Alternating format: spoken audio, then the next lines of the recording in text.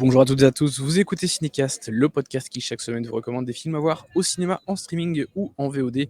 Ici Thibaut en direct de la Mostra de Venise et je vais tout de suite vous parler du film que j'attendais le plus de cette Mostra, à savoir Ferrari de Michael Mann. Michael Mann, un réalisateur qui s'est fait ô combien rare ces dernières années. Son dernier film, Black Hat, Hacker, était sorti il y a 10 ans je pense, en 2013 si je ne dis pas de bêtises. Il est passé un petit peu par la télévision depuis, il y a eu la série Luck avec Dustin Hoffman, mais qui a fait qu'une saison, je pense, et puis c'était fini. Et puis, l'année dernière, il y a eu Tokyo Vice. Je pense que ça passe là, ou c'est passé cet été en France seulement, je pense que ça a été un peu plus tardif.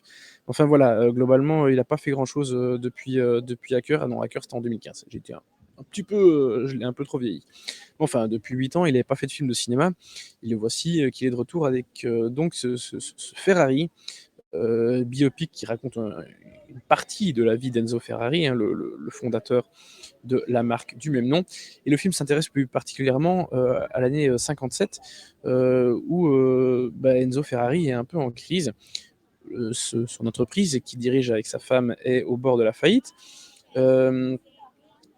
Et en plus, son mariage se casse la gueule depuis déjà un bon moment. Son fils est décédé 1 an auparavant. Et puis, il a un fils d'une autre relation, qui n'est pas, relation hors conjugale, euh, qui va devoir un peu reconnaître. Et puis, voilà, il doit assurer l'avenir et la reconnaissance de Ferrari de par le monde. Donc, il a quand même plutôt quelques challenges, beaucoup de challenges, j'arrive plus à parler, qui l'attendent.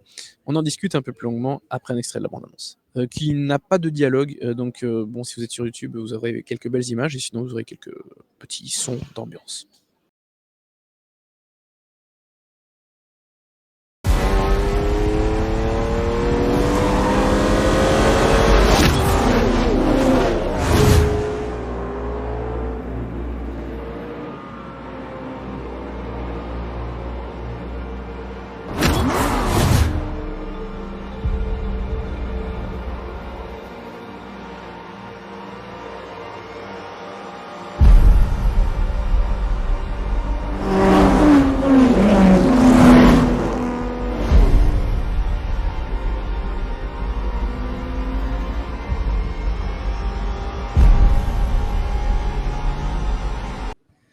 Voilà pour un bref aperçu de Ferrari. J'avais pas vu la bande-annonce qui est sortie, je pense, hier ou avant-hier. Euh, je ne l'avais évidemment pas regardé parce que je voyais le film 2 jours après. Mais c'est vrai qu'elle a une certaine allure et je comprends pourquoi les gens s'emballent un petit peu autour du film sur Internet. Parce que voilà, c'est vrai qu'elle est assez classe. Alors le film, voilà, je vous l'ai dit en préambule, c'est de cette Mostra le film que j'attendais le plus, qui est en compétition. Parce que, pour toutes les raisons évoquées, Michael Mann, réalisateur que j'aime énormément, et qui se fait rare en plus, donc forcément, son film, chacun de ses projets est un événement en soi, comme son bouquin, la suite de Hit, qu'il a écrite et qui devrait sortir, à mon avis, dans pas trop longtemps en français. Il y a, aussi, évidemment, son casting, qui est assez attendu, qui est un casting de comédiens qu'on aime beaucoup. Adam Driver qui a le vent en poupe depuis pas mal d'années. Penelope Cruz, voilà. Et puis certains retours, Sarah Gadon, ça fait un moment que je ne l'ai pas vu au cinéma. Shailene Woodley qui joue l'amante d'Enzo Ferrari. Donc voilà, gros casting. Réalisateur rare. Et puis, un projet intéressant, Ferrari. C'est une marque mythique qui a gagné des courses mythiques. Et voir ici ses premières années, l'entreprise existe déjà depuis 10 ans, au moment en 57, mais c'est un moment où elle est un peu en crise.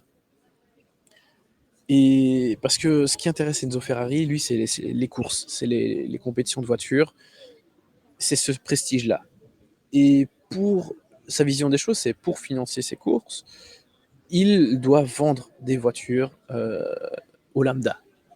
Évidemment, voitures de luxe, mais il doit vendre des voitures au lambda pour financer toute la partie course. Et évidemment, d'un point de vue entrepreneurial, pour eux, c'est un peu l'inverse.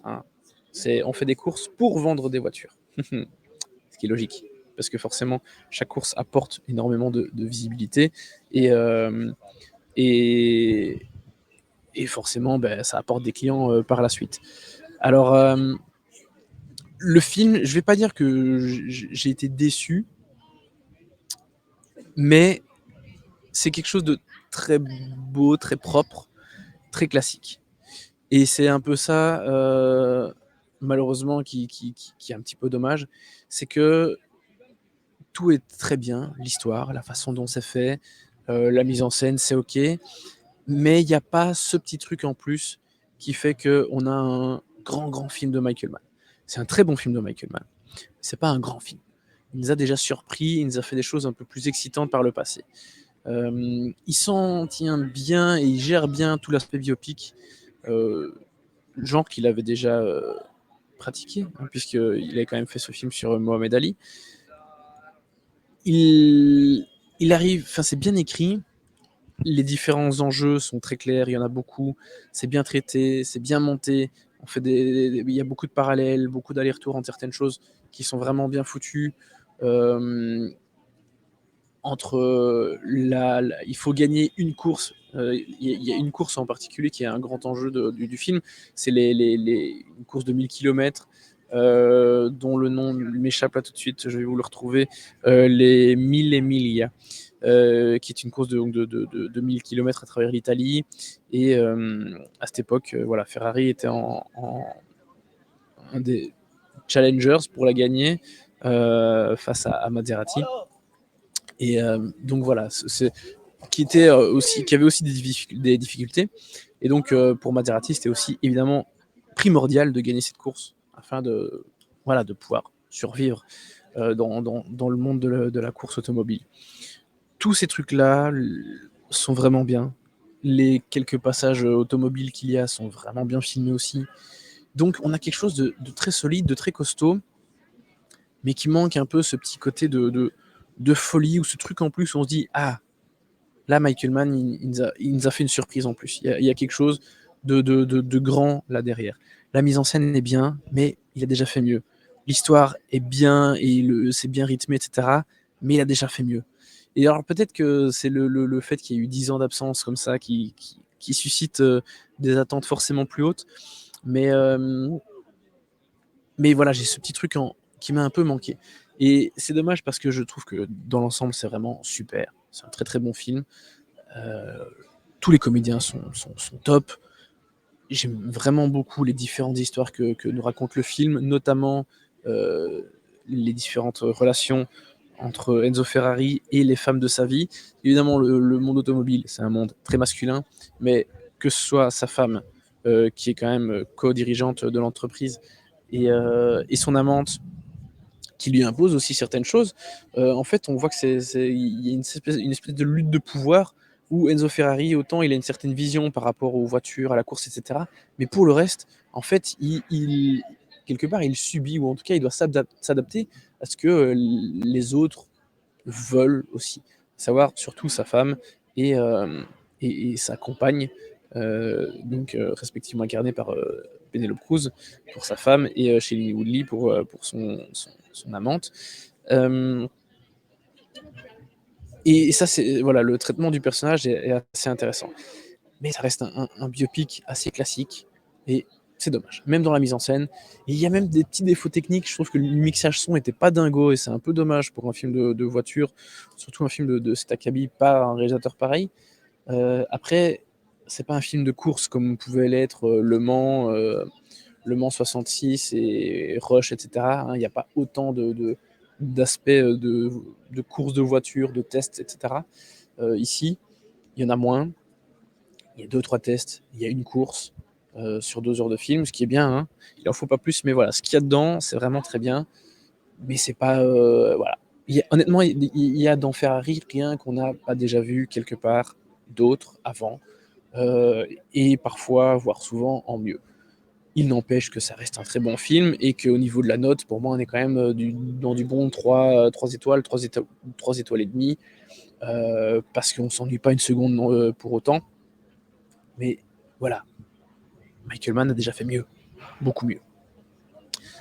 Hem, j'ai envie de vous dire plein d'autres choses sur le film, en fait, je suis un peu frustré, mais je vais m'arrêter là parce qu'il y a au niveau de l'histoire, il y a vraiment beaucoup de choses, que je trouve très intéressantes et que j'aimerais développer, mais voilà, je pense que ce que j'ai dit, suffit pour donner un aperçu. Quoi qu'il en soit, pour rappel, donc Ferrari, en France, il ne sortira pas en salle, hein, c'est un film, Prime Video. Il sortira en salle en Belgique, par contre. Il n'y a pas encore de date de sortie, mais je pense qu'ils vont s'aligner sur les États-Unis, donc à mon avis, ce sera fin décembre, peut-être début janvier. Et donc à mon avis, pour la sortie, sur Prime, ce sera pas avant, fin janvier, certainement. Voilà, sur ce, je vous dis à très, très bientôt pour des nouvelles recommandations. N'hésitez pas à nous suivre sur les réseaux sociaux avec le handle @cinecastbe et à nous écouter sur les plateformes de podcast de votre choix. À très, très bientôt pour des nouvelles recommandations.